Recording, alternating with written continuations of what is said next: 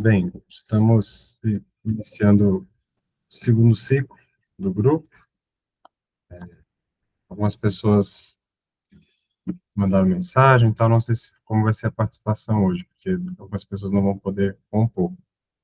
Mas vamos seguindo. Hoje está muita coisa boa preparada. E estamos com já presente um novo integrante aqui. O Igor está chegando aí.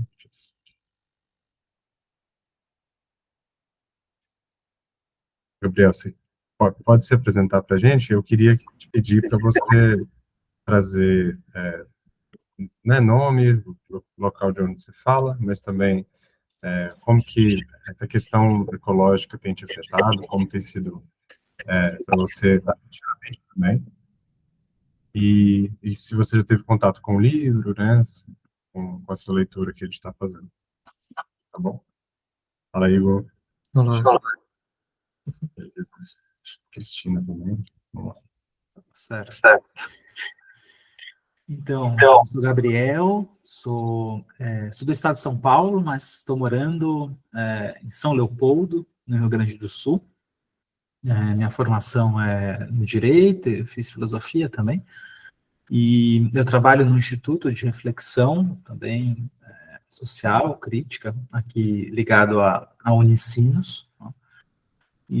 Bom, essa é uma das pautas, a pauta ecológica, socioambiental, é uma pauta bastante importante, né, para a gente, e então é um tema que eu leio, que eu busco, que me interessa, né, e não só em termos intelectuais, mas também em termos políticos, ideológicos, né, em termos existenciais, não sei, espirituais, enfim. E não conhecia essa obra, por isso que nessas pesquisas, assim, para aprofundar, para ver possibilidades, eu, enfim, cheguei vi pelo Instagram e achei bem interessante. Eu estou fazendo um mestrado em Direito, e sobre teoria descolonial, né, porque outro ponto que me interessa bastante é povos indígenas, né, e estou estudando direitos territoriais indígenas sob perspectiva descolonial. E aí achei muito interessante juntar a ecologia e a decolonialidade também. É isso. Então, você já tem uma atuação assim, envolvendo o tema, já na sua pesquisa, né? Bacana. Hoje a gente vai fazer um pequeno detour, assim, da leitura, para voltar nela, né?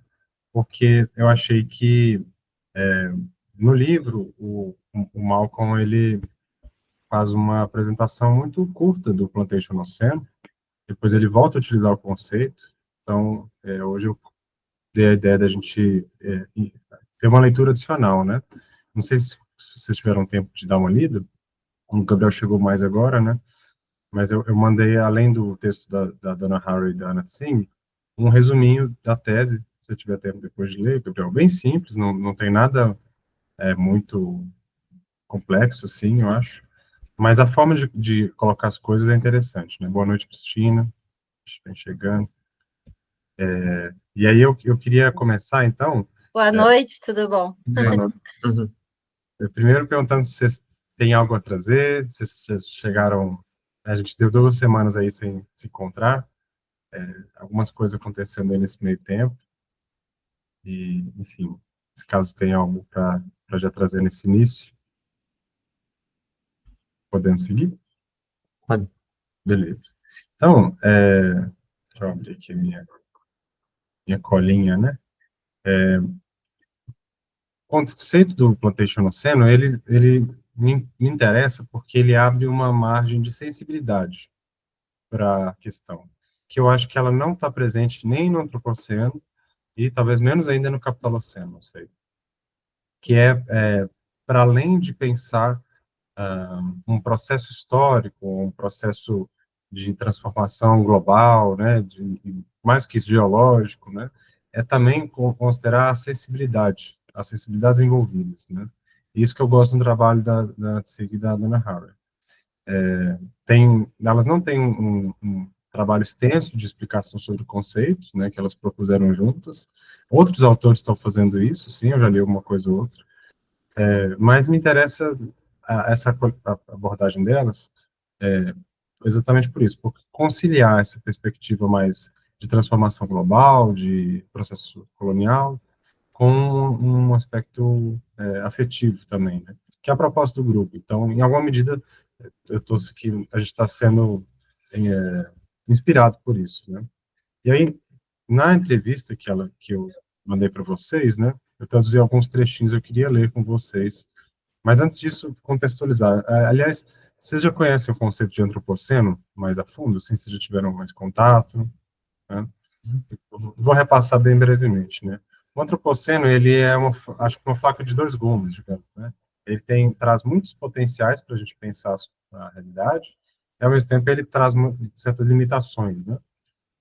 E daí tá tanta criticidade em cima do conceito, né? Então, é uma proposta feita ali nos anos 2000, né, dizendo que surgiu uma nova força geológica, né? Uma força, talvez seja a principal força geológica, que seria a ação humana, né? A ação Human Enterprise, né?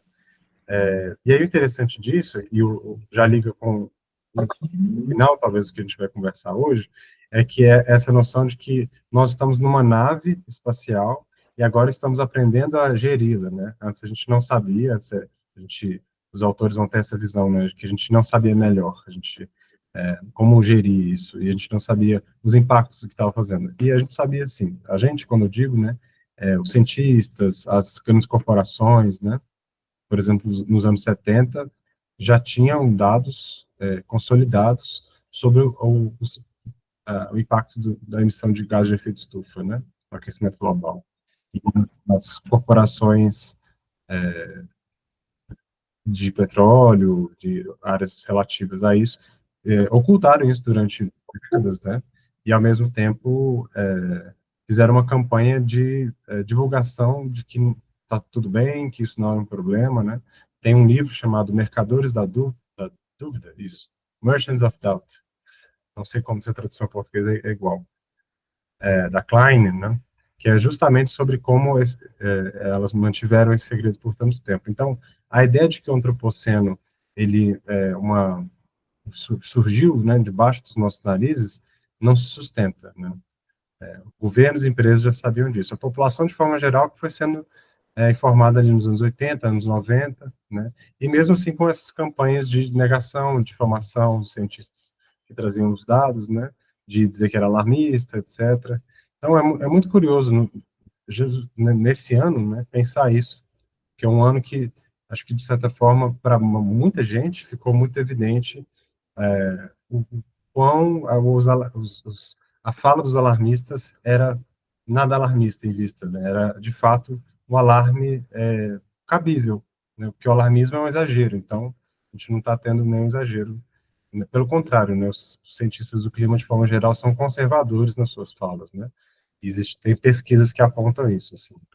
Enfim, né? Fiz um adendo aqui.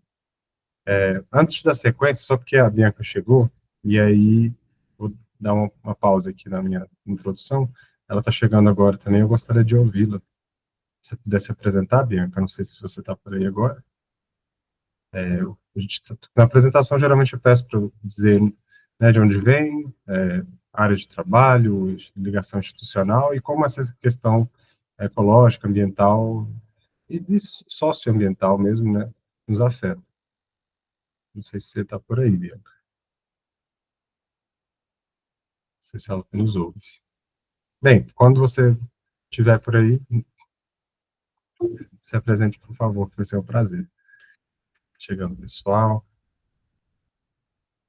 Boa noite, Ina. Então, seguindo.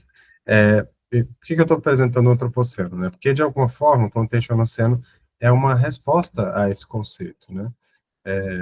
E aí tem um outro ponto, assim, é pensar o antropoceno ele tem implícito de que o impacto sobre os processos terrestres, né, ele foi feito de forma mais ou menos homogênea pela sociedade. Depois, nos trabalhos posteriores, eles vão reconhecendo que não foi bem assim.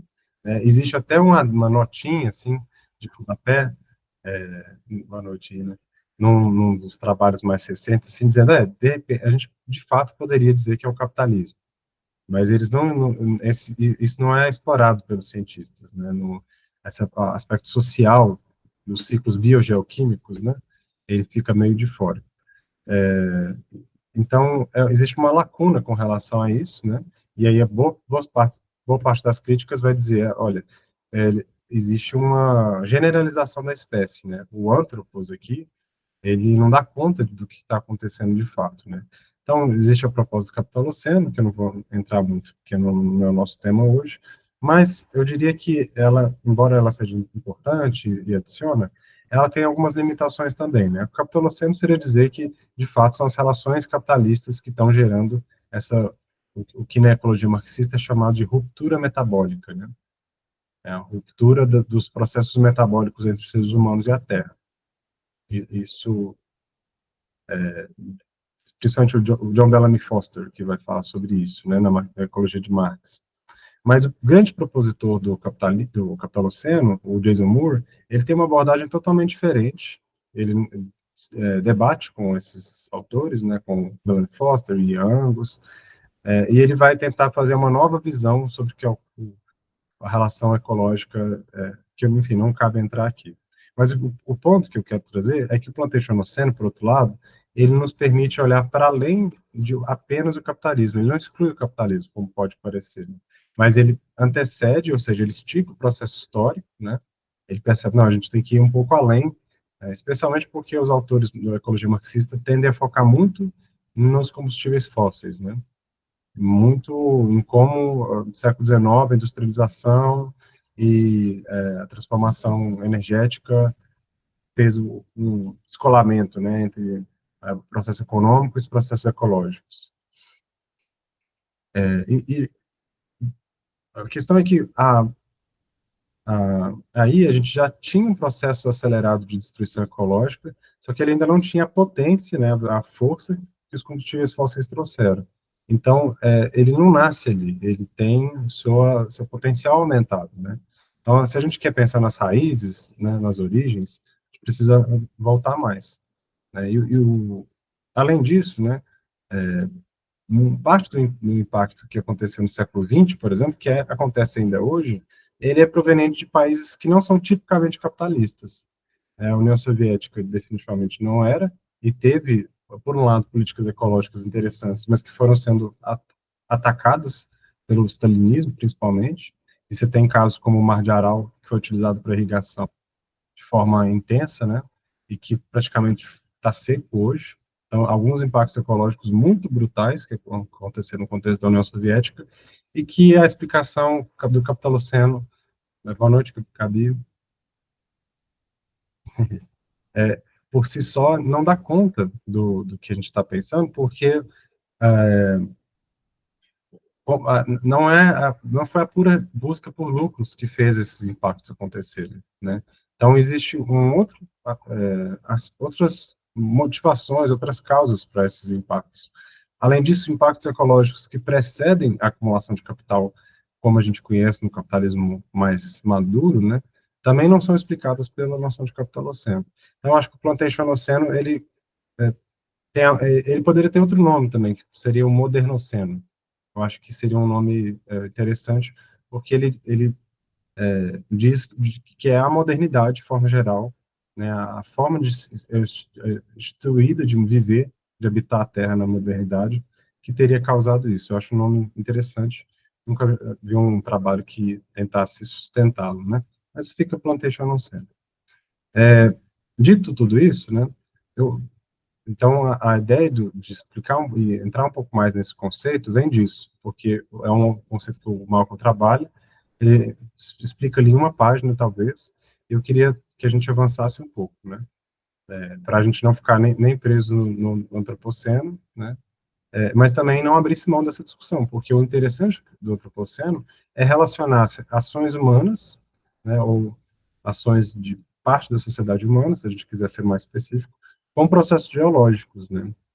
Que é uma coisa que, na forma que a gente pensa a política, a história, a filosofia, de forma geral, não dá conta.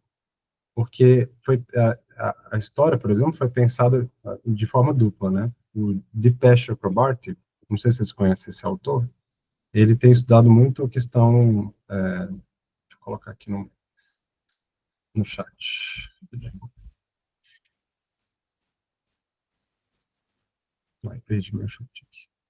Ele tem,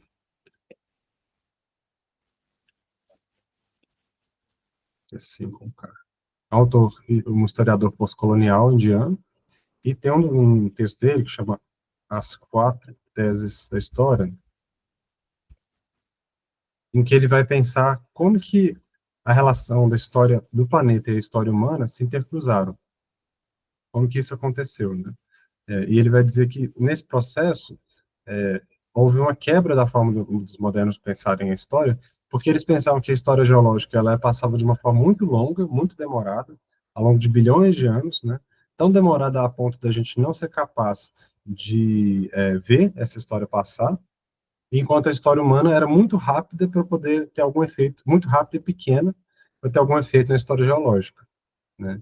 Então existia essa separação profunda, né? E isso é para pensar a história, mas a história é o que pensa o processo histórico de desenvolvimento. Então isso afeta a economia, política, sociologia, várias outras áreas aderiam a esse pensamento, né? E com a entrada do antropoceno, né, a intrusão de Gaia, se a gente quiser ir no termo da velha Staguer, a mudança, né, é que as ações humanas teriam, né, o problema do antropoceno é sempre esse, mas as ações dos capitalistas, as ações das elites mundiais, das grandes corporações dos estados, né, teriam sido, no seu conjunto, capazes de alterar esses processos biogeoquímicos naturais, né, a ponto da gente sair do equilíbrio dos últimos 12 mil anos, que é o Holoceno, né, o último período geológico, e entrar num período novo que ainda não é conhecido exatamente como ele vai ser, ele não se estabilizou, né? A gente, muito tem sido dito agora, estamos no novo normal, né? E não, a gente ainda não está no novo normal, a gente está num processo de sair do normal antigo para entrar numa espiral de caotificação, né? Se tornar um sistema mais caótico do que ele é, menos equilibrado, que não se estabiliza tão cedo, né? Ninguém sabe exatamente quando.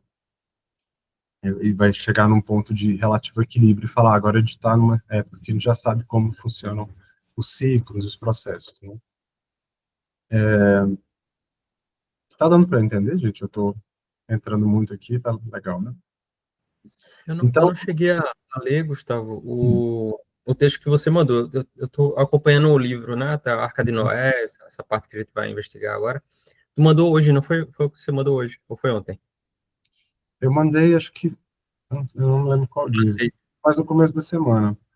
Mas, Foi? assim, é uma... Eu não consegui pegar, o que eu não consegui entender, porque eu não li o texto, eu não sei se está no texto isso, mas pelo que você falou, aí você não continuou, foi esse aspecto afetivo que você trouxe, você disse que o Plantatioceno, né, isso? Acho que pronuncia assim, né? Plantationoceno, é um nome... Plantationoceno, é difícil esse nomezinho. Plantationoceno tem esse aspecto mais afetivo, pelo que eu entendi, eu não sei se a abordagem delas é afetiva, ou se o próprio conceito traz esse aspecto, essa dimensão afetiva que os outros não trazem, e também não entendi como é que ele seria mais fundamental que o próprio capitalismo, se o Plantationoceno, apesar de ter existido experiências parecidas antes, como a gente conhece, com essa gravidade, talvez seja mais depois do aspecto colonial, né, dessas monoculturas, não sei, eu não entendi direito por que seria mais central para você. Tá. Vou entrar nisso logo mais. Tá, mas pode continuar, se não for o momento também, pode seguir. Isso, porque isso eu vou ler uns trechos do texto, e aí isso vai aparecer de uma forma mais clara. Okay. Mas, finalizando com relação ao Chakrabarty, a ideia, então, é que, com a entrada, à medida que as ações capitalistas, as ações dos grandes conglomerados econômicos, estatais, começam a afetar o equilíbrio ecológico, você tem a entrada da história humana na história geológica. E essa é a história do antropoceno, né? O ser humano começa a ser parte importante, parte ativa dessa história geológica. O que mais me interessa pensar, e é uma coisa que eu busquei fazer na tese, é de que forma porque quando entra-se na história geológica, acontece uma coisa, uma mudança nos padrões de dos ciclos biogeoquímicos do planeta. E isso afeta a forma de organização humana, por outro lado. Os seres humanos também passam a ser afetados por essas ações. As sociedades precisam se adaptar, buscar ter mais resiliência, fazer acordos comerciais, criar crédito de carbono, enfim, criar grupos de estudo para pensar isso, né? Tudo isso é uma forma de tentar reagir ao que ocorre. E, geralmente, o antropoceno não olha para isso, porque ele está pensando só, de novo, na ação humana sobre o planeta Terra. Me interessa mais pensar qual que é a incidência de Gaia sobre nós. E porque é essa reação também que a gente está tendo agora que pode mudar a forma que a gente estava incidindo inicialmente. Que ninguém estaria pensando nisso se a gente não tivesse tendo uma reação, né? Continuaria o sistema como ele está. Então, o que o Chakrabarty vai dizer? Que existe uma inversão na passagem do tempo.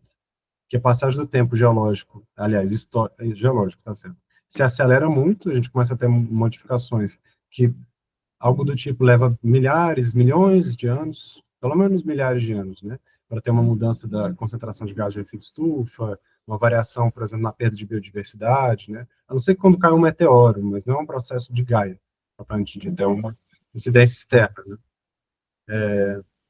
E mesmo assim, um meteoro grande cai a cada 50 milhões de anos, então não é uma coisa recorrente também. Mas, por um lado, então, a história geológica se acelera e a história humana se estagna, porque a mudança histórica que estava acontecendo, né, o desenrolar histórico, diante de Gaia, tem um tipo de susto, né, um tipo de, como que a gente faz agora que que a Terra reage? Como que a gente se organiza, né?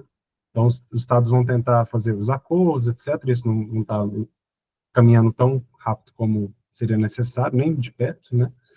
E de alguma maneira, o sistema ele parece estar incapaz de se transformar e mudar na velocidade necessária. Então, a história está muito rápida da Terra e a história humana é lenta, né? Essa inversão das histórias faz com que a gente não saiba se situar muito bem no mundo, né? A forma de estar no mundo fica bagunçada, né?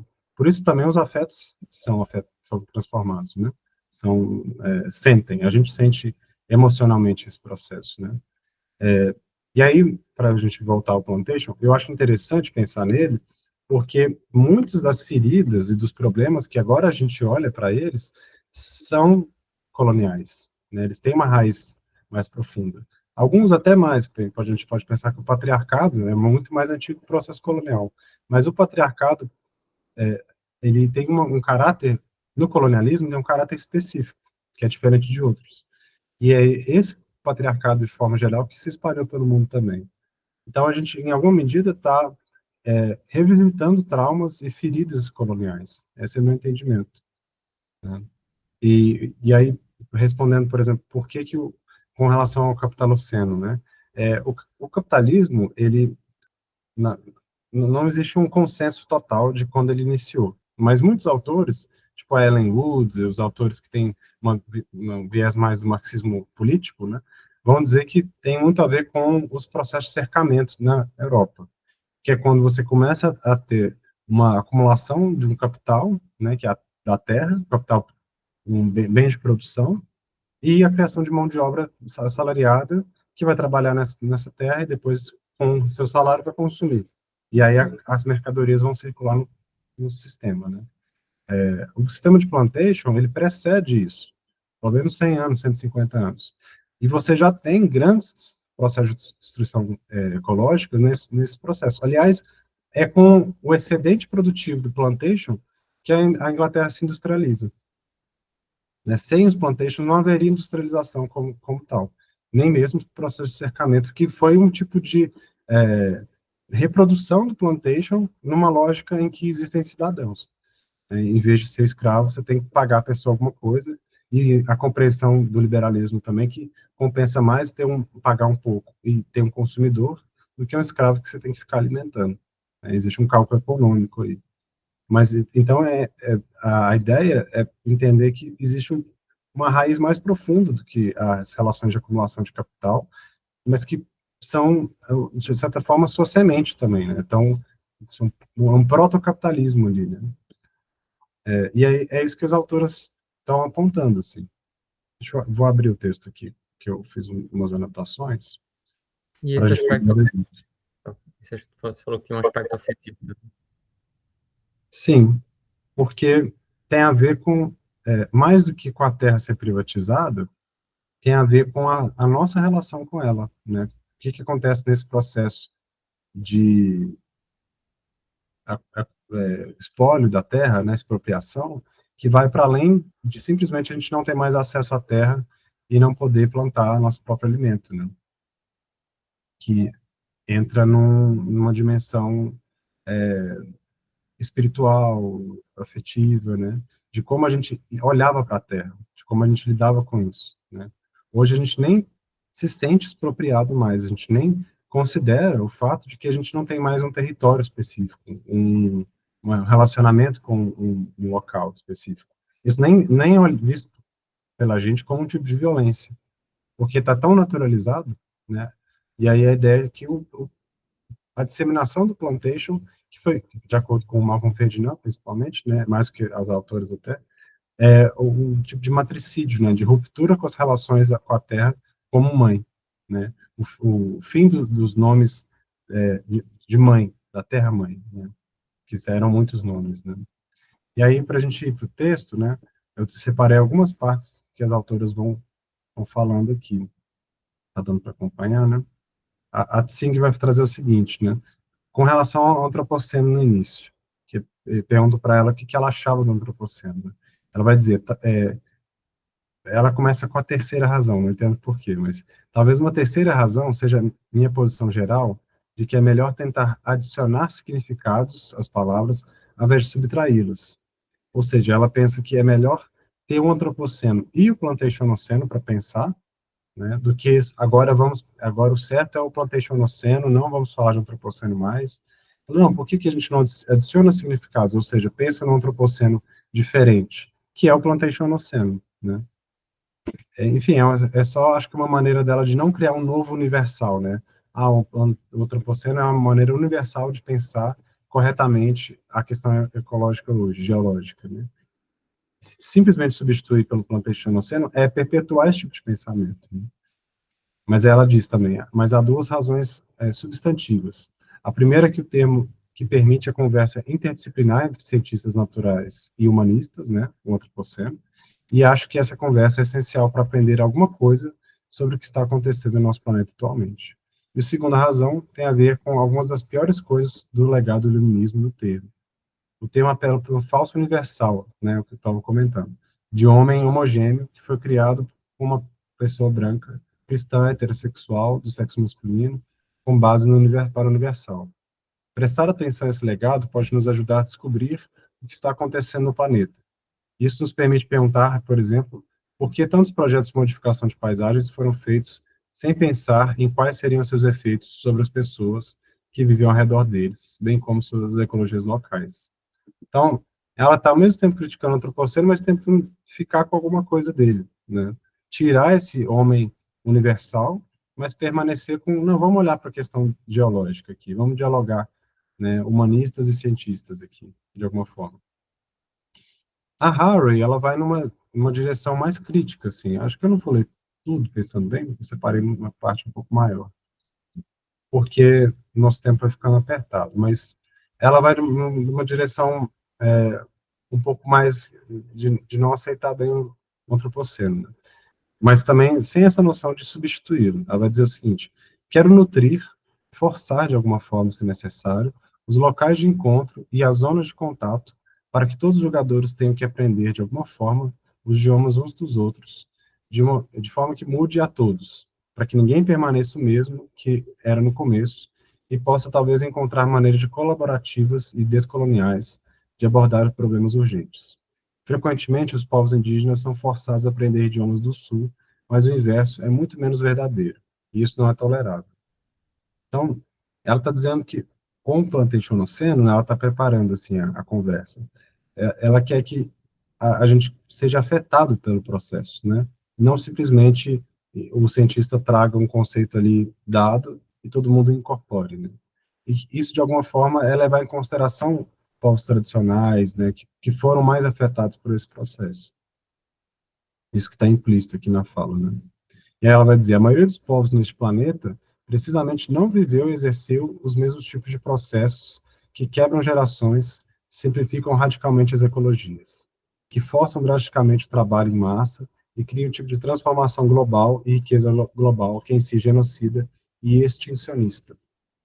Isto não é um ato de espécie, é um conjunto histórico situado de conjunturas, e acho que até hoje o tema antropoceno torna mais difícil e não mais fácil para as pessoas entenderem isso.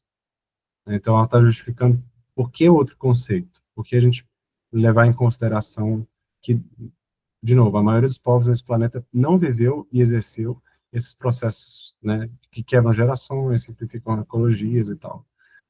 E aí é interessante porque mesmo que em termos de população, né, povos tradicionais sejam aí 800 milhões de pessoas, no último dado que eu vi da ONU, em termos de diversidade, de idiomas, de modos de vida, você tem muito mais do que a homogeneidade representada pela modernidade capitalista, né? Então, de certa forma, ela está falando em nome, né, de muito mais povos, mesmo que num número de população menor. Ela vai já falando do plantation, né? Ele interrompe os tempos de geração de todos os jogadores. A plantation simplifica radicalmente o número de jogadores e cria situações para a vasta proliferação de alguns e remoção de outros. Estou falando da monocultura aqui, principalmente. Né? Além disso, ela depende de formas muito intensivas de escravidão laboral, incluindo também a escravidão de trabalho da máquina, né? Uma construção de máquinas para exploração e extração de terráqueos. Acho que também é importante incluir o trabalho forçado de não-humanos, plantas, animais, micróbios, em nosso pensamento. É uma simplificação radical, a substituição de povos, plantações, micróbios e formas de vida, trabalho forçado e, crucialmente, a desordem dos tempos de geração entre espécies, incluindo seres humanos. Então, já finalizando. Ela ainda fala uma coisa interessante, né? Trata-se da interrupção radical da possibilidade de cuidado das gerações, e como a Ana me ensinou, a quebra do vínculo com o lugar, que é a capacidade de amar e cuidar do lugar, que é radicalmente incompatível com a plantation, né? Que a tradução está meio pouca. Mas é isso. Então, ela está trazendo alguns dos principais pontos do plantation aqui, né? Ela simplifica a diversidade de seres e de relações que tinham ali, para estabelecer uma única, que tenha a maior possibilidade de lucratividade possível. Né? Então, a gente pode pensar na monocultura clássica, né, que é cortar uma floresta para plantar soja, mas aí que entra algo interessante do plantation oceano. Ele não diz respeito especificamente à agricultura, ou unicamente à agricultura. Para as autoras, existe um tipo de modelo inicial da plantation que vai sendo replicado para outras áreas da vida, outras áreas da economia também. Então, você pensar que a mineração faz mais ou menos a mesma coisa. Você arrasa com uma montanha e a diversidade de seres e possibilidades que tinha nessa montanha para ter a extração de uma coisa só, por exemplo, o minério de ferro. Então, a plantation, ela é um tipo de... tem um padrão nisso, né? Oi, Gabi. É que eu lembrei de um termo, de um conceito, na verdade,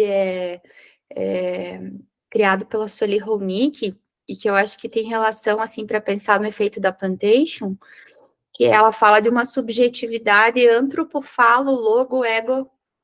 antropofalo, logocêntrica, que parece que é como que repercute, então, na subjetivação, enfim, na subjetividade humana, né, os efeitos da plantation, assim, não sei, pensei nessa correlação agora, sabe? Eu acho que é um conceito muito rico que ela traz, né, para falar da micropolítica e da subjetivação humana, né,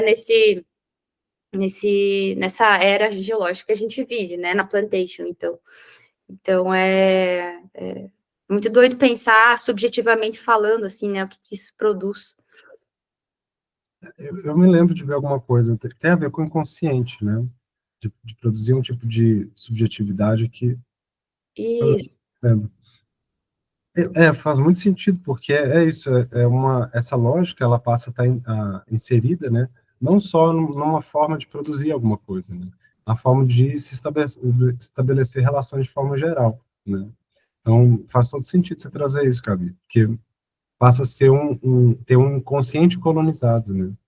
Sua própria forma de constituição como sujeito começa a reproduzir essa maneira de estar no mundo, né?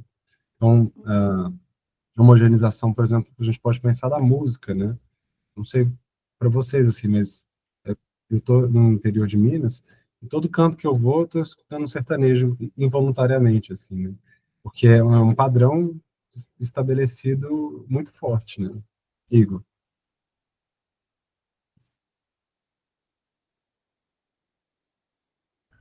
Tá fechado. Pelo que eu tô entendendo, então, me parece que faz sentido esse modo como ela está colocando, é como se ela dissesse que o antropoceno, coloca esse homem como se fosse qualquer tipo de modo de viver do homem, né, que está fazendo isso, mas no Plantationoceno, parece que ela destaca que é esse modo de viver, né, monocultura, universalista, imperialista, e com todas essas características que você está trazendo, que realmente é o que está causando essas consequências. Então, é um enfoque no modo de viver colocado, inclusive o que é incentivado pelo capitalismo, mas parece que é uma precisão maior porque é o modo de viver, né? Um modo de viver instigado pelo capitalismo, mas que se a gente fosse olhar apenas para o capitalismo, a gente não conseguiria captar toda essa amplitude, assim, do que você está trazendo. Achei interessante isso. E aí fica claro o aspecto afetivo, até o momento, assim, tá se apresentando aqui, porque realmente vai para esse lugar de indiferença, como ele coloca, né? Tipo, eu vou fazer aqui essa plantação, essa monocultura, e não estou preocupado com o bem viver dessas pessoas no território. Sim, e aí elas destacam a ruptura das gerações, né? Quando fala das gerações, é dos processos de regeneração dos sistemas vivos, né? Elas vão relacionar isso com o cuidado. É como se os sistemas vivos tivessem um cuidado que lhe é intrínseco. O cuidado, por exemplo, que as folhas representam na criação de mais fertilidade para as próprias árvores depois, né? E quando uma árvore morre, ela é ser comida pelos micro-organismos para virar alimentação, né? Então, a ruptura dos processos de geração, ela se dá porque existe uma aceleração tão grande, né, da necessidade dos processos ali da monocultura, né, por um lado aceleração e outra simplificação das espécies, que não existe tempo nem diversidade suficiente para aquele sistema se regenerar, né, e elas chamam isso de cuidado, né, é interessante, assim, que da nossa parte, né, sim, e da nossa parte é dar continuidade a isso. Então, o cuidado, por exemplo, de estar num sistema de produção e ter esse olhar, isso que eu estou fazendo vai impedir a continuidade desses processos aqui, né, ou vai romper com isso? Pode dizer, Gabi. Por isso que achei muito importante, assim, muito, muito útil você ter trazido também a correlação ali com o patriarcado, porque quando a gente está falando, assim, dessas lógicas, né, de cuidado, né, e por que essa fragmentação da relação com a terra enquanto mãe, esses nomes de mãe, e daí de novo relação de cuidado, porque aí tudo que é tomado como cuidado, né, na sociedade, assim, patriarcal, falocêntrica, então, né, capitalista, é associado ao feminino.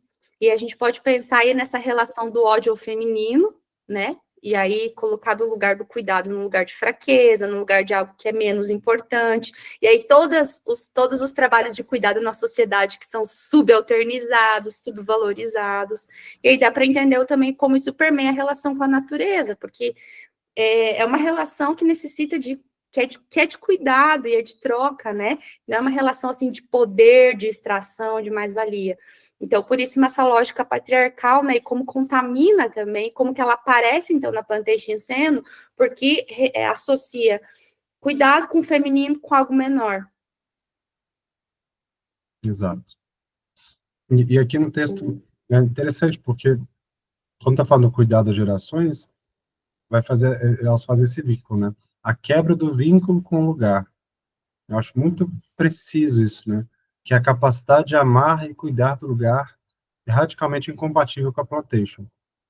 Então, de alguma forma, é como se você precisasse mesmo de despersonalizar, dessacralizar, né, desanimar aquele contexto e todos que estão ali dentro, né?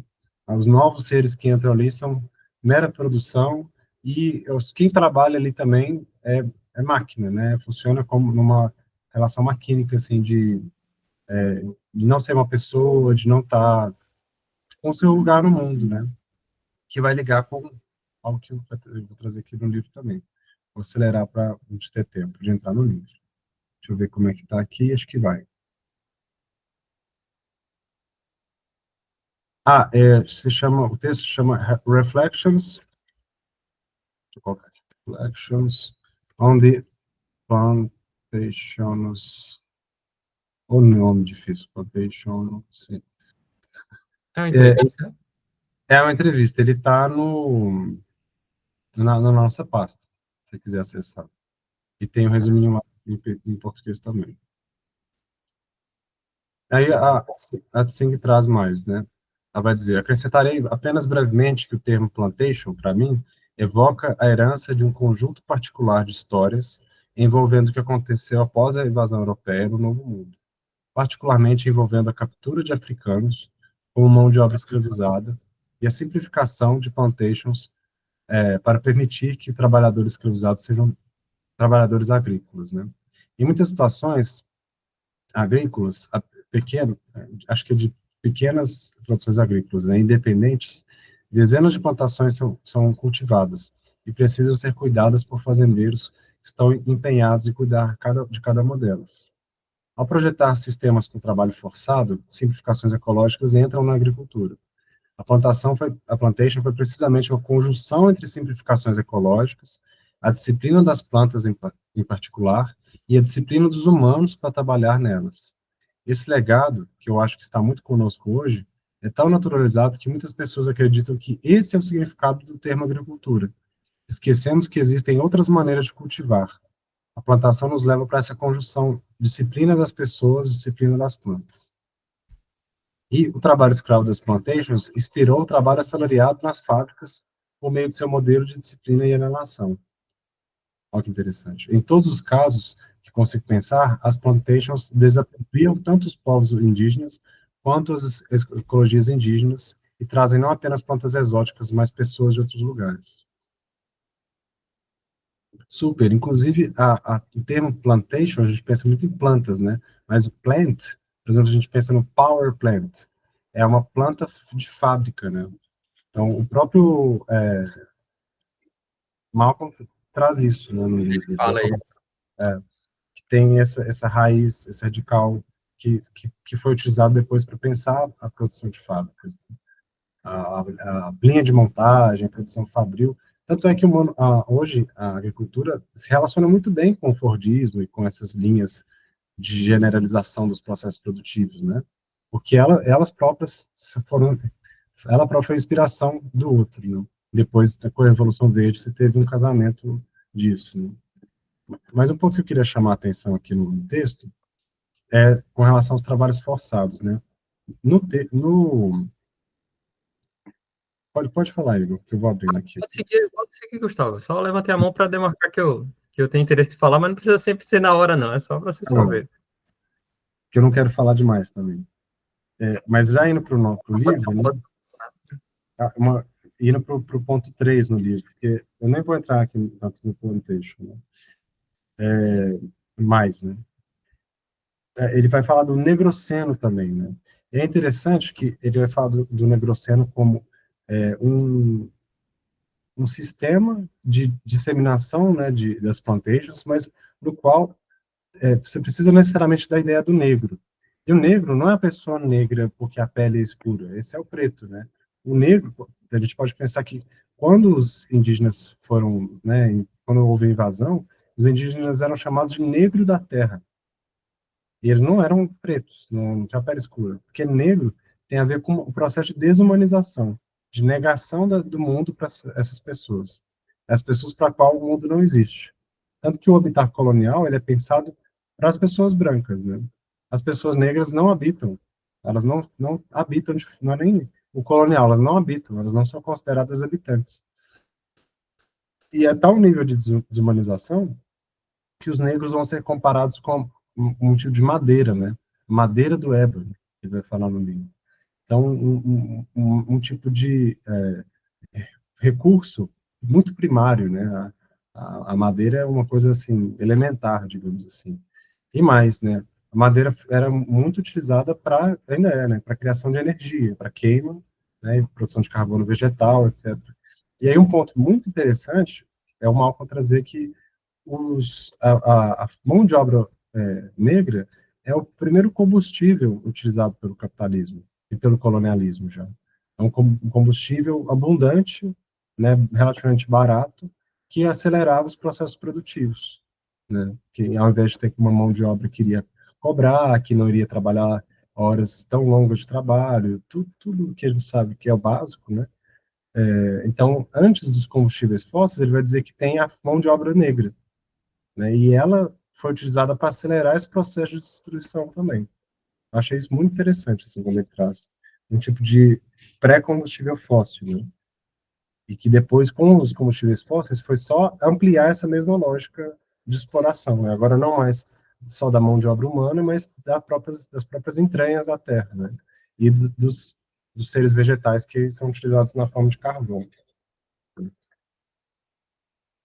Mas vamos finalizando o texto aqui, então, para não perder. A Harry vai falar o seguinte, né? Espera que deu um trabalho. Penso que outro aspecto das transformações de lugar das plantations, não apenas a insustentabilidade, mas o exterminismo total. E ela fala do Vale Central, acho que na Califórnia. Né? Penso no grau em que as plantações destroem a sua própria base, as plantations, desculpa. Esgotam solos, esgotam pessoas, esgotam plantas e animais e proliferam patógenos patológicos, né? Ela falava bastante isso, ela é bióloga, né? E o texto é bem interessante, assim. Somos terráqueos, vivendo e morrendo uns com os outros. E essa maneira de afirmar ser um terráqueo é um tipo de contraponto ao transcendentalismo da filosofia, da ciência e da política, e das várias trajetórias de essencialmente compromissos com a mortalidade. Acho que dos aspectos de estar comprometido com a biologia é estar comprometido com a mortalidade, que vivemos dentro dos domínios de tempo e espaço dos vivos e daqueles que estão morrendo. Isso me chamou a atenção, porque, de alguma forma, ela está falando que, por um lado, existe uma política de exterminação dos seres, né, que a própria a plantation ela carrega em si sua própria destruição, que ela vai destruindo as bases da existência, né, os solos, os rios, as pessoas. E, por outro, existe uma negação da mortalidade, né, essa transcendentalismo da filosofia, né. E isso reflete muito a nossa sociedade hoje. Eu vejo, a gente teve um encontro passado sobre luto, né, na roda, e conversando com as pessoas e divulgando também na internet, conversei com mais algumas, mas pessoalmente também, foi me martelando como existe uma dificuldade em falar sobre a morte, em olhar para essa questão, né? E inclusive a morte de seres, de florestas, né? Mesmo que seja uma morte parcial, uma destruição que ainda não é completa, né? Espero que não seja. E isso ela vai atribuir a esse transcendentalismo da filosofia, da ciência e da política, né? Que tem um compromisso com a imortalidade. Então, acho que uma das heranças também da plantation, né, e do processo colonial, da modernidade, é ignorar a morte, né? É sermos seres que vivemos como se a gente fosse viver eternamente. Né? A própria acumulação do capital é um tipo de ignorar a morte, né? Eu lembro, quando pequeno, assim, meu pai me falava muito, olha, quem vive por causa de dinheiro está perdendo tempo, assim, tá gastando sua vida, porque no caixão não tem gaveta, né? E isso me marcou muito, assim, porque é um tipo de pensar, né? A vida deve ter uma outra coisa maior, então, né? Mais acima do mero acumular, né? Que é algo que não se aproveita, não fica. Né? Acho que ficam só as memórias, são as pessoas que permanecem vivas, os espaços, né? É isso que permanece, que dá continuidade, que vale, né? E o acúmulo de capital é frio, né? Vira herança, vira, enfim, o Estado pega ali uma porcentagem, enfim. Então, acho que esse é um ponto que ela não explora mais no texto, mas me chamou muita atenção, assim, né? Estar comprometido com a mortalidade, viver nos domínios do tempo e espaço dos vivos e daqueles que estão morrendo. Enfim, não sei se que isso traz para vocês, assim, eu queria ouvi-los também.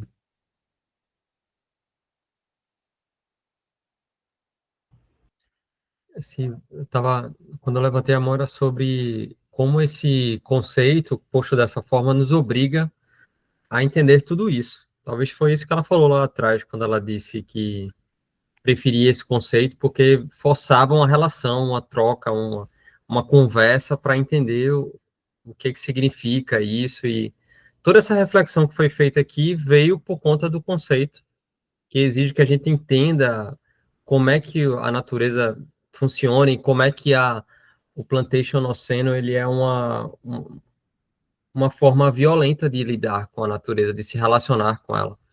Então, por isso que eu acho que faz sentido mesmo esse conceito, ele ó, nos obriga a olhar para tudo isso. Bem interessante. Nossa. Leandro?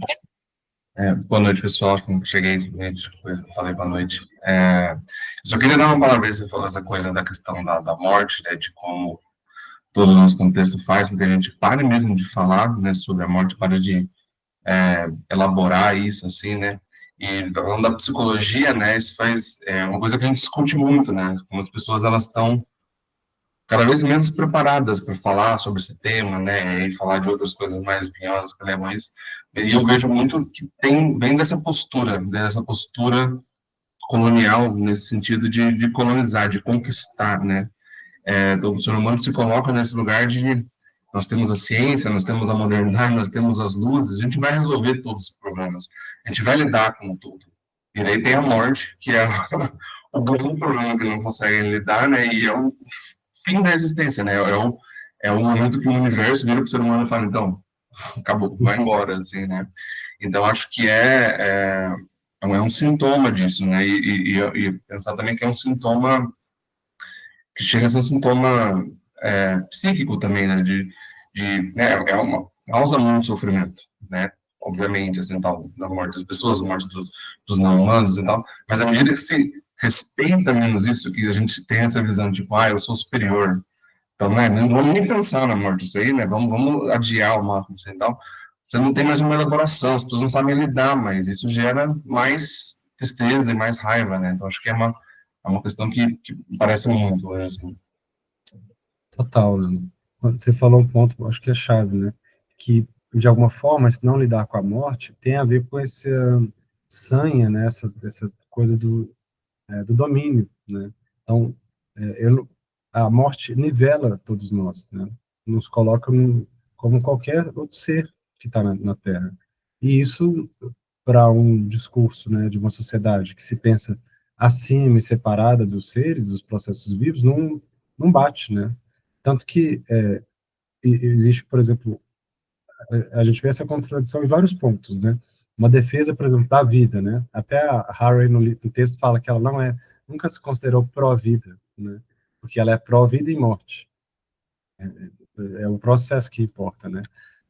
Então, tanto que as pessoas são pró-vida, geralmente não dão atenção para a vida que nasce. O que vem depois do nascimento, né? Porque o importante é ser pró-vida de uma forma genérica e abstrata, né? Não, não a vida como um processo de fruição, a vida como um estar vivo. Da mesma forma, as práticas com relação a pessoas que estão em estágio terminal, né? Existe um foco muito grande, vamos deixá-las vivas, e agora, um pouco mais, mas ainda assim, menos, em como que elas ficam vivas, né? Os processos paliativos, os cuidados, né? E isso é muito menos visto. Então, existe um tipo de fixação na permanência da existência a todo custo, de alguma forma, né? Mas a fruição da vida, né? E, inclusive, a vida que lida com a morte, que abraça essa possibilidade, esse caminho, né? Essa realização, né? E entendendo que é a morte que permite a continuidade de outros seres também, né? que a morte é parte do nascimento. Acho que quem mexe com compostagem, por exemplo, aqui em casa, hoje mesmo, estou mexendo numa composteira, né?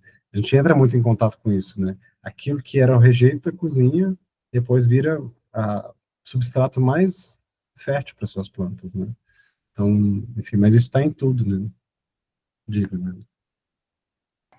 Não, você falou isso, eu pensei num outro gancho que é muito interessante, assim, né, que, porque você pensa na morte, né, nessa coisa muito individual, né, assim, eu sou um indivíduo separado do mundo, tal, e aí eu vou morrer, e aí eu vou acabar, e daí quando você tem essa noção, por exemplo, você perde essa noção da sua morte como continuação de outras vidas, né, e como a sua vida como resultado de várias mortes que tiveram antes, né, os ancestrais e tudo que foi morrendo para compor a gente, né? Então, essa visão individualizada de morte impede as pessoas de se conectarem com com o verdadeiro processo de você, na verdade, faz parte dessa grande vida, né? Você é uma expressão da grande vida, assim, né? Então, daí acho que gera mais seria uma maneira que, na minha opinião, bem saudável para a gente lidar com essa questão da finitude, né? Entender que a nossa finitude a gente é uma flor da grande árvore, assim, sabe? E daí, mas quando a gente está nesse paradigma individual, liberal, capitalista, iluminista, de certa forma, essa possibilidade, a gente faz parte da vida maior, a gente faz parte de Gaia, né? Isso fica, isso coloca a gente num patamar mais baixo, né? Tira a gente como é que chama? Do antropocentrismo, né? A gente como superior, mas também, de uma certa forma, dá mais sentido, né? Total. Nina?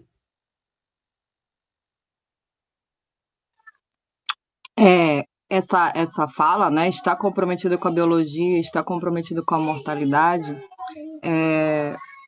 ela está falando da renovação dos ciclos, né, que são super importantes, né?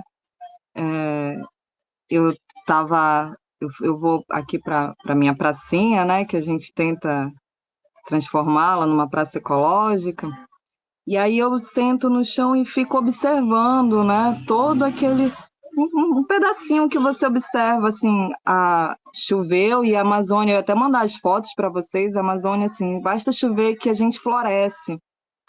E aí tem uma árvore linda, acredito que seja uma acácia, que deu flores, e aí as flores vão caindo, né?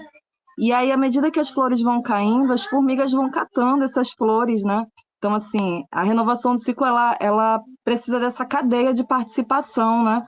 E quando você não tem a renovação do ciclo, você tem uma única pessoa, a monocultura, uma única pessoa, né, pensando aquilo e tendo poder sobre aquilo, né? Então, a mortalidade, ela é importante e ela, nesse ciclo do plantation, ela não existe, né? Ela fica estagnada, né? Tanto na monocultura, quanto na mão de uma única pessoa que tem um poder, vamos dizer assim, né? Vamos pensar na questão do dono da monocultura, né? Então, essa morte dessa renovação dos ciclos é o que a gente, assim, vocês vão falando aí, eu vou vendo os conceitos de muitas coisas que a gente já vê, né? A gente já observa aqui, a gente já sabia, assim, meio que inconscientemente, né? Aí a gente vai só conhecendo os conceitos e, assim, é tocante, né? A gente entender como é que a gente foi. E aí eu queria falar um pouquinho sobre a questão das energias, né? Das pessoas que são exauridas. Eu lembrei Desculpa, não sei se eu posso trazer isso, mas eu lembrei um pouco da Isabela, né? Que se sentia paralisada, e eu falando de mim que eu nunca parei. Eu também eu me sinto exaurida, né? Porque a gente precisa estar lutando aqui o tempo todo para continuar nessa renovação de ciclo, né? Para que essa renovação seja possível, né? Porque senão realmente a monocultura toma conta de tudo, inclusive a nossa vida vira uma monocultura, né? Então, é essa reflexão que eu queria fazer agora. Muito legal, Nina. Estou pensando que você trouxe, né, de não lidar com a morte até na produção.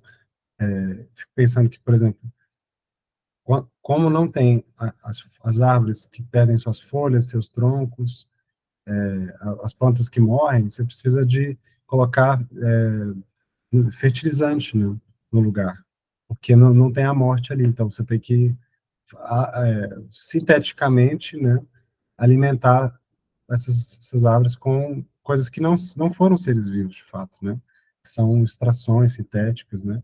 Da mesma forma, porque não tem porque não é admitido algum tipo de morte, né, todo tipo de inseto que aparece ali, que come e, né, de alguma forma busca reequilibrar, que a monocultura já é uma praga, né, a praga mesmo é a própria monocultura, é vista como um inimigo que tem que ser eliminado, né. Então, todos os processos de vida e morte sendo suspensos para que tenha sempre vida, vida, vida, vida, mas não é vida exatamente, né? É só uma aparência de vida, né? Ela não está viva de fato, né? Até você vai ver as raízes de plantas de monocultura, elas são petitinhas, né? Elas praticamente não se aprofundam no solo, né? E o próprio solo vai ficando morto também, né? E a gente, né, de quebra, que come com agrotóxico, que os rios vão secando, enfim, tudo que a gente sabe, né? Me parece mesmo que essa questão da morte é muito central, e de entender os processos dela, né? Inclusive, para a nossa vida, você falou da vida sendo uma monocultura, né? Também a dificuldade de lidar com esses processos internos, eu penso, né? Como a gente está sempre morrendo de alguma forma, um pouco da gente está sendo transformado, e a gente, para poder ter o nosso potencial realizado como seres, coisas vão ficando para trás e outras coisas vão surgindo, né? Mas nesse viés neoliberal, a gente tem que estar sempre bem, sempre lá em cima, ganhando, enfim, de alguma forma, essa vida sintética também se reproduz na gente, né? E não tem espaço para o luto, não tem espaço para a perda, não tem espaço para o silêncio, para a reclusão, enfim, todos esses processos que são as mortes que nos geram vida também, né? Até lembrei de uma conversa que eu tive com a Bianca, tá? E não sei se ela quer participar um pouquinho também, dar um oi, mas ela veio falando das experiências dela com psicodélicos, né? Como que isso afetou ela de várias formas e tal.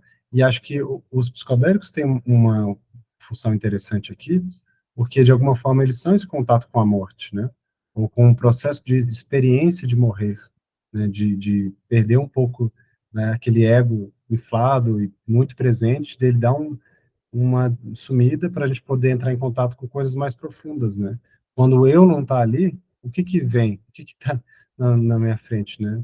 E aí vem o sentimento, a sensação que o Freud vai chamar de oceânica, né? Com uma existência que está unificada com o todo, né? Que não está mais isolada, individualizada, né? Então, eu acho que as práticas xamânicas, ancestrais, e agora também mais com a ciência, querendo se aproximar, se não se apropriar, né, dos psicodélicos, é um convite também de uma outra forma para a gente acessar esses estados de consciência com maior percepção, né, e em que a gente tem espaço para pensar no viver e morrer, né, não só na vida. Eu sou um entusiasta, né, dessas práticas, assim, acho que quando elas são feitas com responsabilidade, com cuidado, um contexto adequado, né, elas têm um potencial muito grande. Inclusive para se pensar a questão ecológica, né, porque se a gente está lidando com perdas, né, e com a necessidade de gerar vida a partir dessas perdas, né, não ficar estagnado, então, em que medida os processos psíquicos que a gente vivencia, né, com esses estados alterados de consciência, não permitem a gente ver saídas, né? E aí eu estou falando dos psicodélicos, mas os sonhos também têm esse potencial, né? A própria meditação também. Então, todas as formas que a gente consegue ficar um pouco menos ligado ao ego, né? E ampliar um pouco nossa percepção da existência. Eu acho que são maneiras contracoloniais, às vezes, da gente estar resistindo, né? A essa ego inflado e individualista do neoliberal. Enfim, saindo um pouco da leitura, mas acho que de alguma forma se espelha nela, né? Até porque, por exemplo, no Negroceno, né, eu até coloquei aqui, recusa do mundo para os pretos, né? Então, o mundo envolve esses processos de regeneração. O mundo são esses ciclos, né? e quando os pretos e as pessoas negras, de forma geral, né, as pessoas racializadas, aí elas são negadas o mundo, elas também não podem entrar em contato com esse processo mais, né? Igor, por favor. Nossa, muita coisa. Mas vou ser rápido assim, não. Quando ela falou sobre isso, esqueci como é que ela gosta de ser chamada. Se ela puder depois colocar no nome dela, fica mais fácil lembrar, mas A a Ina. Kathleen, né? Annie? Ina. Ina. Pronto. Eu não sei se Fechou. Eu não sei se isso que ela falou remete à página 104, que é uma dúvida que eu tenho, se eu queria entender se é isso mesmo que ele está falando aqui, quando ele diz que, quando ele fala dessa questão da paz, que ele diz que é uma espécie de paz, como se a gente tivesse em paz. Só que, na verdade, aí ele vai usar um termo que eu lembrei muito do comentário dela, quando ele diz assim, ó, aquela paz animada unicamente pela lógica da sobrevivência. Então é como se ele dissesse que tipo, a gente está em paz, né? Mas é em paz porque ninguém pode ser quem se quer ser, ninguém está animado, ninguém está fazendo coisas diferentes, estamos apenas sobrevivendo aqui nesse lugar e essa vida aqui de esforço para simplesmente seguir o ciclo de paz total, que é, no final das contas, uma inatividade. Eu acho que ele está falando sobre isso, né? Sobre esse tipo de vida que é proposto. Vocês pensam assim também? É isso. Aí por aí, né? Eu penso muito de novo, numa monocultura, né? Aquela situação de muitos seres vivos em paz, né? Estão ali, mas não tem, elas estão só sobrevivendo, não estão existindo, né? Não estão vivendo. Não há conflito, né? Natural, aquele conflito natural, né? Que é a metáfora da casa. Eu acho que a gente vai chegar nela, não vou antecipar, mas assim, eu acho que é bem interessante isso. E a outra dúvida, você falou sobre esses negros da Terra. Pelo que eu estou entendendo, estou entendendo das pesquisas que eu estou fazendo, dos estudos, é que essa ideia da raça, ela vai surgindo na medida em que esse homem branco, ele vai associando esse povo indígena, esses seres que ele vai encontrando, que são diferentes dele, que tem uma pele mais escura, o vermelho, o marrom, ele vai associando isso a algo ruim, né? A algo que merece desprezo, a incivilizado, a nudez, né? E aí vai surgindo, vai culminar lá na frente com a ideia de raça. É por aí? Faz sentido você? Tô com raça. Pelo que eu já li, é bem por aí mesmo. Essa ideia de que do negro como o negativo, né? Como escuro, como a não luz, né? Ou aquele sem luz, sem desenvolvimento, sem razão, né? Isso. Aos poucos é feito essa associação que lá na frente, pela biologia, essa coisa da ciência, vai de fato querer associar o fenótipo a isso, né? Vai concretizar isso, na falta de uma outra legislação possível, assim. Então, é por aí, né? Acho que Porque primeiro era muito pela viés religioso, né? Era aquele alma, né? Sem a Rai trouxe. Aquele que não podia se aproximar de Deus, ou no mínimo não conhecia a Deus, né? À medida que a sociedade europeia vai se secularizando, você precisa de ter outras justificativas, né, que dêem conta. Então, no século XIX mesmo, a frenologia, né, que medir se tinha um calombinho ou não na cabeça, né? A cranologia, tem até no Django científico, né? Biológico. É. Mas ele é só um culminar, né? Para conseguir outra argumentação, assim, mas me parece que é por aí, né? Ele vai associando. Aí só para também fechar, tem um trecho aqui que é bem interessante com tudo isso que a gente está falando, que é quando ele diz que a Terra, a modernidade que fez da Terra um negro, né?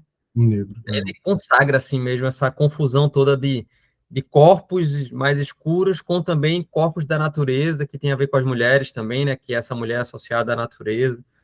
É bem interessante esse trecho. Era isso. Uhum. A gente está com 20 minutinhos, eu estou pensando em fazer um super apanhado assim, dos três que a gente não entrou, né? Deixa eu ver aqui. Total. E aí, assim, nesses três, né, as ideias gerais que eu destacaria, né? Como a gente viu no Negroceno, existe uma recusa do mundo para os pretos, né, e para a própria terra, em última instância, né? que são utilizados como combustível. Mas ele também vai falar de uma política do porão, né? Que eu acho interessante assim da gente olhar, que tem como finalidade, exato, manter os seres humanos fora do mundo, né? O escravizado colonial é mantido numa relação de alienação com o mundo. Ele ainda destaca uma exceção, né? Que são algumas pessoas que puderam, alguns escravizados que puderam plantar suas roças. E nessa relação de ter uma roça ali para se alimentar, já gerou muito margem para fortalecimento desses povos, resistência, né? Mas sempre com muito controle para que isso não saísse do domínio deles, né? Mas essa foi uma exceção mesmo. Pode falar aí. Eu não sei o que eu faço, eu tô falando muito, mas é porque tem umas partes que eu acho tão interessantes, fico com vontade de comentar. Me avisem depois, se estiver falando imagem. No particular, você me fala, Igor, para com isso. Nada. Mas essa parte é muito bonita, assim, porque ele vai trazer justamente a precarização da vida do negro, leva ele a se desconectar da terra. É o que a gente está vivendo também. É a nossa vida moderna, a precarização de vida que acho que a Ina trouxe, que nos desconecta também. A gente fica sem tempo para olhar para a terra, para cuidar, a gente acaba acelerando do mesmo jeito, assim.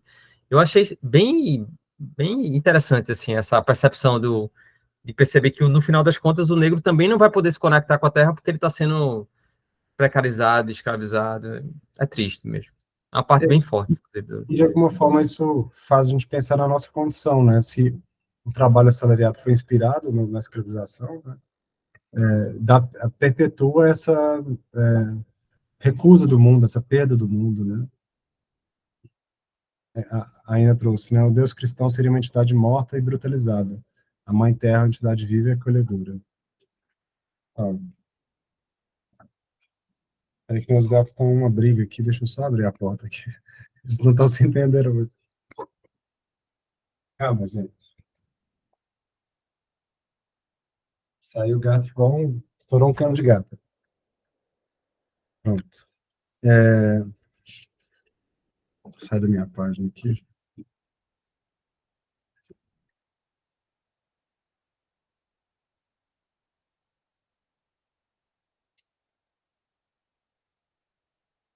Ele fala da política de porão, os indivíduos ficam fora do solo, né? E aí é interessante que ele relaciona a não ter relação com a terra com a impossibilidade de assumir uma responsabilidade política pelo uso da terra que habitam, né? E eu sinto que isso reverbera até hoje. A gente, por estar fora do solo, né, a gente não consegue se responsabilizar da mesma forma politicamente, porque a gente não tem acesso a isso, né? A gente depende da alimentação externa, combustíveis externos, porque por boa parte do tempo as pessoas usaram madeira, né? Então, isso limita a nossa responsabilização, né? Pensando que esse contato com a terra, além de nos fazer bem, de restaurar um senso de dignidade, de relacionamento e vínculo com a terra, também nos permite nos responsabilizar, né? E ter um nível de agência maior, né? Que é o que foi tirado das pessoas escravizadas ali. Tá. Os últimos minutinhos, eu quero passar bem rapidinho pelo ciclone tropical, né? O Malcolm, ele vai trazer o ciclone como um tipo de coisa que é vista como neutra, né? Algo natural, que vem, passa e destrói as coisas, e ele vai problematizar isso, ele vai falar, olha, a gente precisa problematizar a catástrofe. Primeiro porque ela, de fato, está sendo produzida por certos grupos políticos. Mas não só por isso, porque mesmo quando ela acontece, independente dessas motivações antropogênicas, né, antropogênicas, elas podem reforçar os problemas que a gente já tem. Acho que ele está muito em vista ali os ciclones no Caribe, né? A gente está vendo esse Milton agora passar, né? Eu penso muito em Nova Orleans também, como as desigualdades raciais, sociais, foram aprofundadas nesse processo, porque existe um tipo de necropolítica, né? Ele até não utiliza o termo, mas eu acho que é muito disso, em que se escolhe quem deve morrer e quem pode sobreviver, né? Às catástrofes. Quem vai ser resgatado e quem vai ter que, por exemplo, uns prisioneiros que estão na costa da Flórida que tiveram que ficar dentro da prisão, não foram mudados, apesar que o furacão ia passar em cima da cabeça deles, né? Então, uma dimensão necropolítica, assim. Né? Tem uma outra parte também interessante. Ele vai falar que a catástrofe ela tende a reforçar os problemas coloniais, né?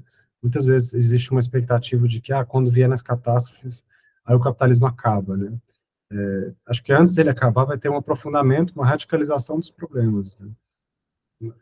A gente pode pensar que muitas pessoas perdem suas casas, seus bens, e aí vem alguém com condições e compra aqueles terrenos todos para poder construir novas casas, para poder, enfim, se apropriar daquilo a um preço muito barato, né? Acho que no Rio Grande do Sul está acontecendo alguma coisa nesse sentido também. Pessoas vendendo seus terrenos muito, de uma forma muito barata, porque não tem condição de reconstruir, né? Tem que procurar notícia, que eu vi alguma coisa nesse sentido.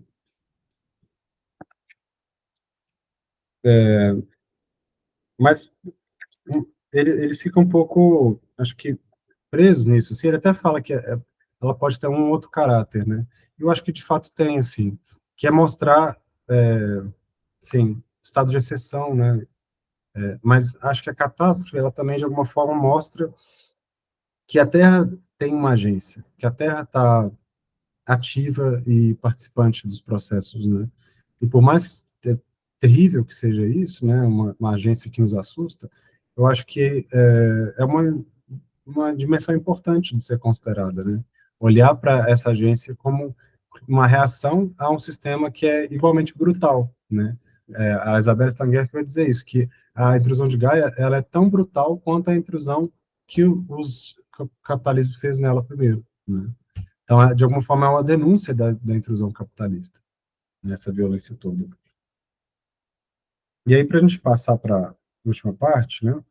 Ou até uma pena ela ficar bem espremidinha, às vezes a gente ainda volta nela no nosso próximo encontro, né? Bem brevemente, assim, mas que é da Arca de Noé, que é bastante interessante mesmo. O Igor já antecipou algumas coisas, né?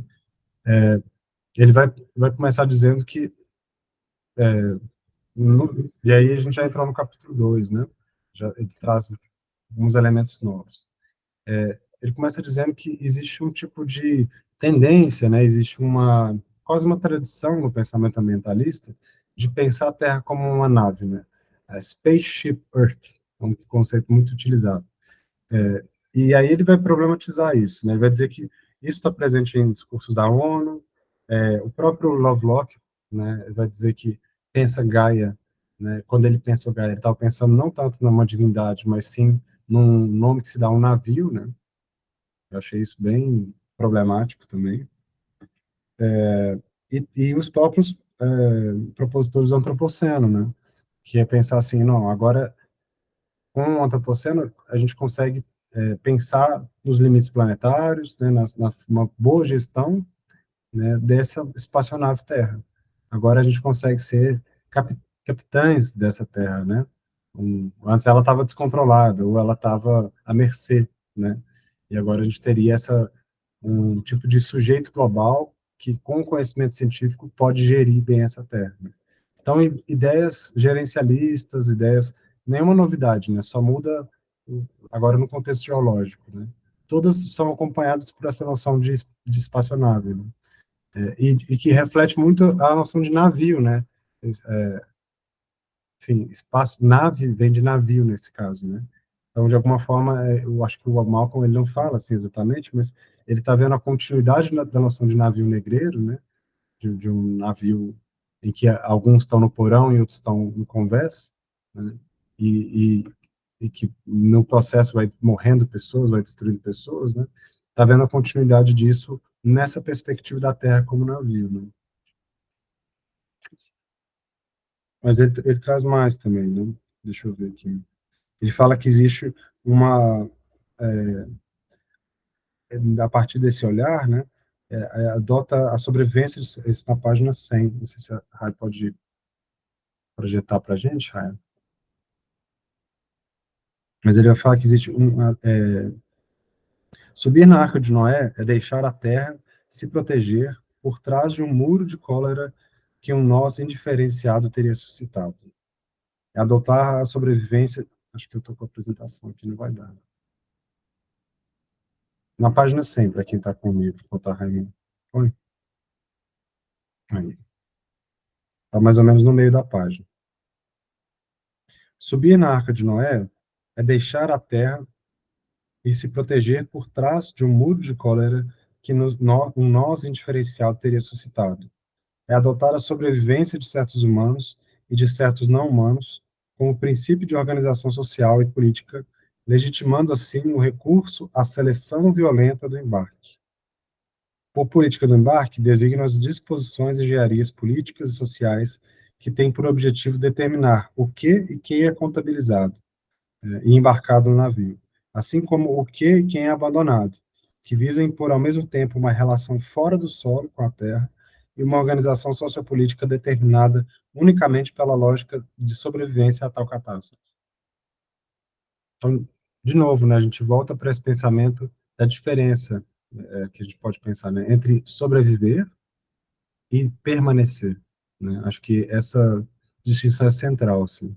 Se a gente quer simplesmente sobreviver, então é possível sobreviver sem os outros. É possível sobreviver até mesmo sem a Terra, né? Por aparelhos. A gente vai para a estação, o sonho, né? Vai para a estação espacial, vai para Marte e de alguma forma mantém o oxigênio básico dos recursos, né?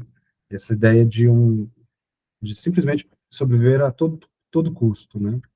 E nesse processo, então, se a gente só sobrevive, e só a gente sobrevive, né?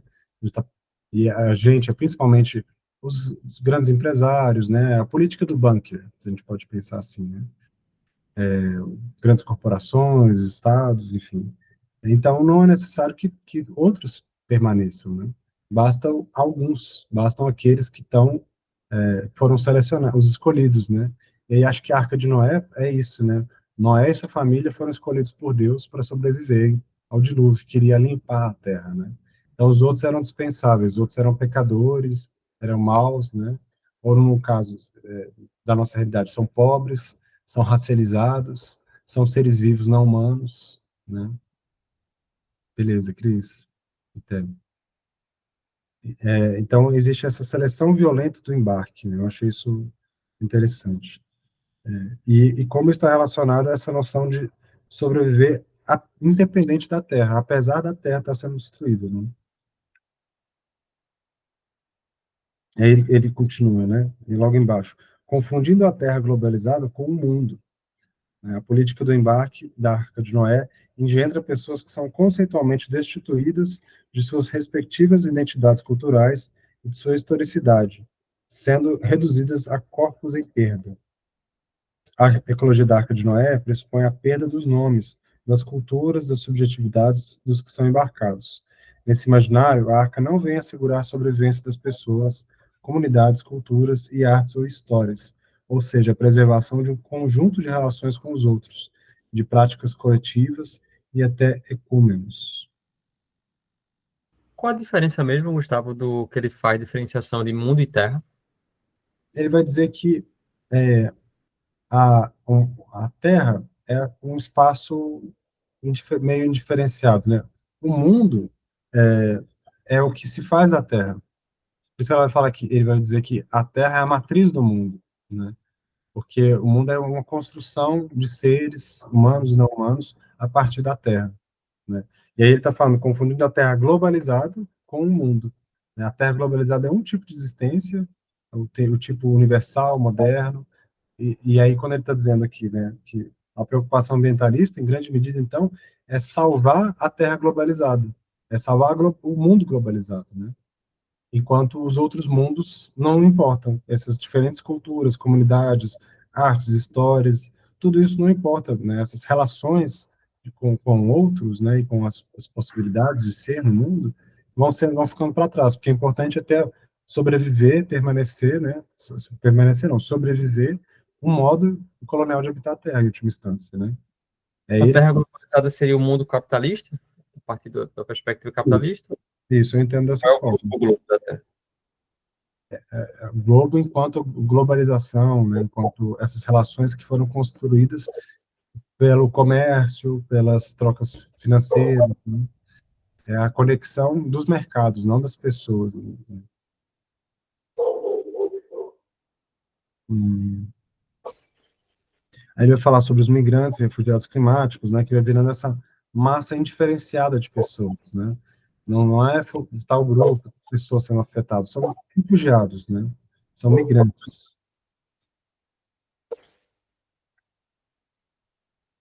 Aí ele ainda fala no final, na página 101, logo antes do Astronautas, do título. Humanos e não humanos formam, então, uma só massa indistinta a ser introduzida na arca, né? E aí, nessa cena, a política do embarque produz, paradoxalmente, uma relação fora do solo com a Terra. A Terra não é mais o berço dos humanos, sua base, seu arquê, né, que é de onde vem todas as coisas na filosofia. Ela se torna uma nave da humanidade que vaga no espaço infinito. No entanto, por meio da passagem de berço para a nave, a Terra perde essa qualidade fenomenológica primeira para os humanos, descrita por Herbert Russell, a de uma Terra solo, referente ao sentido do qual o repouso e o movimento têm sentido. Fazer da Terra uma spaceship, uma nave, não corresponde a uma translação de ponto de referência, por exemplo, do geocentrismo ao heliocentrismo. Mas consiste em remover todas as marcas especiais, fundamentais a partir das quais a experiência da Terra é pensada, conduzindo a uma ausência de solo. A transição de berço para a nave consiste também em arrancar o solo de si e desfazer da qualidade matricial da Terra. E para a gente fechar, né? A consequência desse matricídio é uma relação de estranhamento dos humanos na Terra, o que resulta em humanos sem solo. Acho muito interessante esse ponto, né?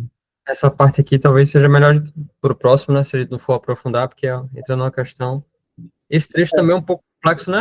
A maneira como ele descreve, né? Tipo, trouxe fenomenologia, várias coisas aqui, fiquei com um pouco de dúvida também, apesar de entender como um todo, assim, mas acho que valeriam alguns comentários, assim. Não sei se a gente vai falar hoje ou depois. Eu pensei em fechar comentando essa parte, especificamente, né? Depois a gente pode, a parte do abandono do mundo, né? A gente pode trazer no próximo. E aí, é interessante porque ele está falando, então, volta no matricídio, né? A passagem da Terra como berço para a Terra como espaço, como espaçonave, né? Qual que é a diferença que a gente tem de um berço, ou a gente pode pensar mais que berço, né?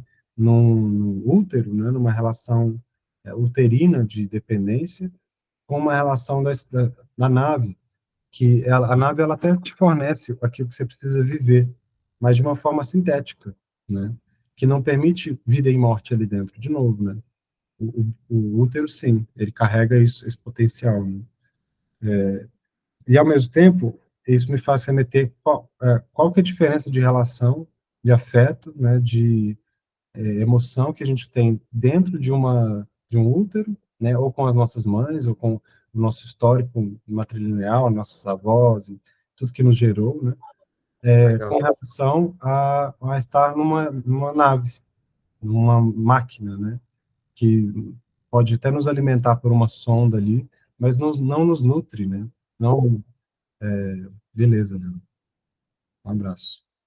Que não nos canta uma canção de niná, que não nos ensina alguma coisa, que não nos carrega no colo, né? Então, acho que ele está falando disso, dessa perda dessa relação, né? Ele fala da qualidade fenomenológica, né? É porque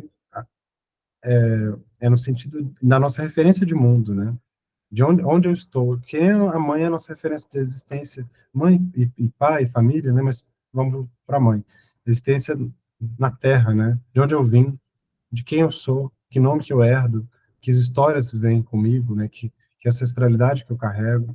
Da mesma forma, né, estar na Terra sem essa história, aonde que eu vivo, que local que eu vivo, o que que me alimenta, o que que me sustenta, de onde vem minha água, né?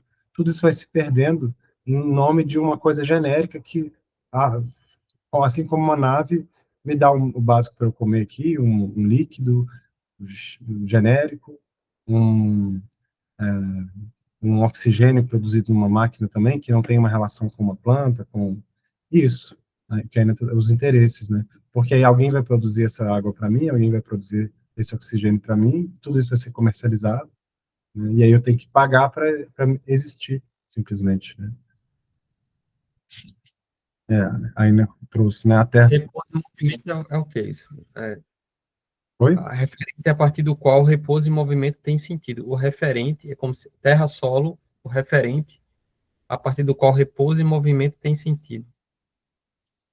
No sentido de, por exemplo, quando eu caminho, né, eu sei que eu estou andando porque eu ando em relação à Terra, né? Quando eu paro, eu estou parado porque eu estou em um só movimento com a Terra, né? É tão fundamental que o meu movimento, o meu estar parado, depende dessa entidade. Na nave, não. A nave, quando você está numa espaçonave, não tem uma entidade planetária com a qual você caminha junto. Você está desligado, né? Se pensar na forma de nave, você está pairando no universo, perdido né, num entorno que é perigoso e no qual você não consegue sobreviver, respirando por aparelhos, né? Eu entendo nesse sentido, assim. E aí, remover, que ele fala, né? Consiste em remover todas as marcas espaciais fundamentais a partir das quais a experiência da Terra é pensada, conduzindo a uma ausência de solo, né? Acho que é pensar mesmo em como esse processo de expropriação foi nos tirando a nossa identidade, nossa relação espiritual com a existência de outros seres, né, com os territórios, coisas que os povos indígenas estão aí lutando para manter a todo custo, né. De alguma forma, eu vejo que a frustração dos colonizadores é ver que depois de 500 anos de catequização, de forçar mercadorias, de formas de educação que são violentas, né? Esses povos persistem, muitos deles, boa parte deles, se relacionando com a terra de forma matricial, né? Tendo nomes, entendendo o papel das entidades ali, passando isso para suas gerações, né? De alguma forma, eu sinto que esse livro me convida, né, nos convida a pensar em maneiras de restituir essas relações, né? Qual o contexto ecológico que a gente se liga hoje, que rio que me hidrata, de onde vem meu alimento, né? Tudo isso que a gente já vivencia hoje, mas como que eu posso futuramente também me relacionar com essa terra, né? Será que eu encontro lugares de refúgio, lugares em que eu posso cultivar alguma coisa, comunidades com as quais eu posso participar nesse processo de resistência, né, de resiliência? Eu entendo que é um tipo de subversão desse processo todo, né, de restaurar a qualidade matricial da terra, de voltar a olhar para ela com reverência, buscando uma relação mais recíproca também, né? Nos reconhecer como terra também, né? Como parte disso, né? Como esse do útero é como um ser que surge dessa confluência, não é isso? E aí a gente vai viver com o que nos é familiar, né? Se a gente é filho da terra, se a gente está nessa relação matricial, então a gente pode entender que nossas angústias, nosso mal-estar, está relacionado com esse distanciamento, né? Com essa alienação. Ou o que ele vai trazer aqui, né? Uma relação de estranhamento dos humanos com a terra, que resulta em humanos sem solo, né? Essa acho que é a maior violência colonial, né, para a gente hoje. Porque dela derivam todas as outras. Aí você perde o idioma, você perde sua fé, suas práticas de produção de alimento, de casa, porque tudo isso era em relação com a terra. E passa a ter uma alienação e uma intermediação com maquinário, com... O maquinário até não é tanto problema, mas um processo de produção de mercadoria, que geralmente utilizam máquinas, né? Então, essa intermediação do mercado, que passa a estar onipresente em tudo, né? Enquanto a gente já não sabe mais de onde vem, né, e, portanto, para onde vai, que eu acho que vai nos empobrecendo, nos adoecendo, a ponto de agora que os processos terrestres estão reagindo, a gente se dá conta, nossa, essa relação é importante, né? Eu dependo do ar que as florestas ciclam, né, das chuvas que vêm dos rios voadores, para ter um ar respirado, para ter um cotidiano vivo, né? Então, esse tipo de reflexão que agora a gente está se dando conta, mas que não começou agora, que não foi com a catástrofe de ontem, né, e com o aquecimento global, que começou o problema. Ele já é a, a metástase do processo, né? A consumação de um longo processo de violência que vinha nos distanciando, nos desarraigando, né, de alguma maneira. Então, eu sinto que, se a gente quer pensar, né, para a gente pensar na saúde, finalizar, assim, né, a nossa saúde mental também, de alguma forma, reconhecer a dor desse processo, né? Eu penso muito nisso, assim, como eu posso legitimar que me dói não ter uma relação com um território específico, me dói perceber que eu venho de uma ascensão, né, familiar que, em parte, era via de uma agricultura monocultural, que destruiu o solo, e que, de alguma forma, agora eu me sinto chamado a mudar esse percurso, né? Uma vez percebendo isso, né, sentindo isso me atravessar, o chamado é para, então, reagir a tudo isso, assim como a Terra está reagindo, né? Talvez não tão brutalmente, até porque eu não tenho capacidade disso, mas é brutal sentir isso, né? Não deixa de ser. Então, é um convite tanto de alguma, que acho que o Malcolm está nos fazendo pensar, né? E aí é interessante, porque eu fico pensando o quanto isso é distante do ambientalismo tradicional, que é, olha, agora você vai ter que consumir coisas mais sustentáveis. Agora você vai ter que parar de consumir tanto plástico. Tudo isso importa, mas onde que isso se encaixa, né? Só mudar minha relação com o mercado e continuar dependendo sempre desse mercado, dessas relações, né? Em que medida isso não é a origem do problema, né? Não foi isso que nos trouxe até aqui. Então, acho que sair um pouco desse ambientalismo do consumo verde, né? E começar a pensar nas relações e nos vínculos que a gente precisa cultivar de novo, né? Aí sim, muda uma coisa, compro sabonete de barra, mas porque eu estou pensando no rio, né? Nesse rio aqui, não é na água geral no mundo, nesse rio aqui, qual eu habito, né? Mas aí é foda, porque o sabonete de barra tá lá, mas a gente continua, né, vou ser bem claro, né, cagando e mandando tudo pro rio, né? Então, como que a gente pode repensar mais radicalmente, né? E ao mesmo tempo não se exigir que tudo seja feito de uma hora para outra, porque são, pensando na música do Wailers, né, do Bob Marley, ele vai dizer 400 years, né, for so long, 400 anos, 500 anos desse processo, né? Então, acho que é também uma convocação para, além da gente sentir essas dores, a gente também não se pesar no sentido de que a gente vai ter que ter respostas amanhã para isso, né? Essas respostas, elas vão ser, eu acredito, coletivas e intergeracionais, né? É mais sobre como que a gente agora começa a se reorganizar, né, e produzir outras relações, e começa a pensar nas gerações que estão chegando, né? Porque quem pensa de forma não geracional é o capitalismo, né?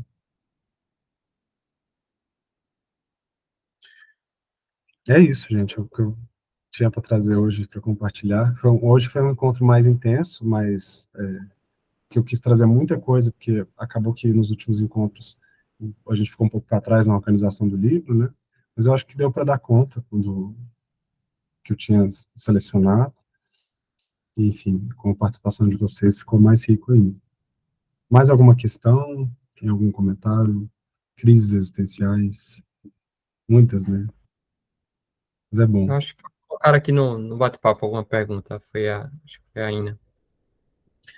Acho que ela tinha falado, mais cedo ela tinha colocado, né? Até a nave seria só um instrumento, uma máquina a ser manobrada conforme os interesses. Interesse econômico de poder. Ah, sim, é uma pergunta. Falou um pouquinho sobre isso. Uhum. É isso. Mais importante, assim, ela seria dirigida por alguns poucos, né? Gaia é uma figura, enfim, apesar dos problemas todos do Lovelock, mas a gente pode pensar, né, nessa Gaia multiespécie, nessa Gaia atualizada por tantas pensadoras, pela Lynn Margulis, pela Annette Singh, pela Harry agora, né? É uma figura que não é unificada, não existe uma sala de controle de Gaia. né? Como os antropocenólogos gostariam. Um lugar onde você dirige o planeta, né? Ela é o resultado dessa profusão de seres e de atores, né? E, portanto, nós também, né? Então, se vê como um regenerante de Gaia, como um participante desse processo que tende a condições melhores de vida, né? É uma forma de romper com esse gerencialismo do antropoceno, né? Que imagina que lá da ONU ou do IPCC, todas as decisões importantes vão ser tomadas, a gente vai resolver a questão, né? E, de novo, tira a nossa responsabilização, tira a nossa capacidade de se responsabilizar, que a Isabel Stangueza chamava a capacidade de... Estava lendo isso esses dias. Ela usa um termo, né? Mas é a capacidade de se organizar e de resistir. A capacidade de resistir, que ela fala, né? A ideia de que existem alguns responsáveis por nós, que eles vão dar conta de tudo, né? A gente basta defender políticas certas, votar certo.